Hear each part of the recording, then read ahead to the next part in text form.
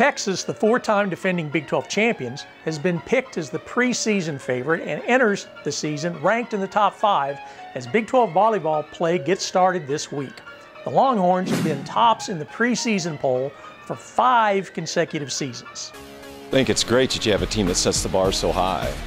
And if it's a team that's going to be in the conversation for a national championship, then obviously if you can compete at that level, you put yourself in that same conversation.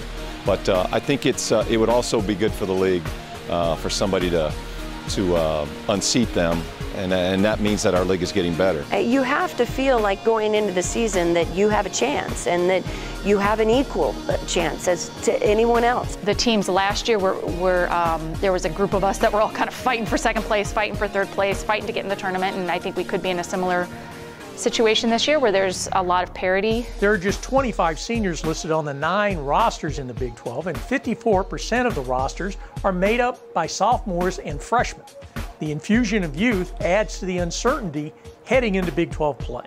I think for some of us that do have a lot of freshmen out there, and we could be one of those teams that you really aren't going to know how good you could be until perhaps later in the season. You're not going to know how your freshmen hold up maybe until it's critical, but it will make for some interesting nights for sure.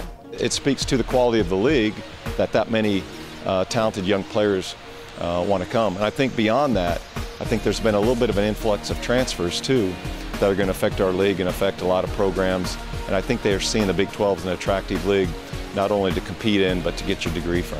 Some of them can turn the corner very quickly. I think a lot of those freshmen enter their programs, they come early, they come the semester prior, or at minimum they come the summer prior.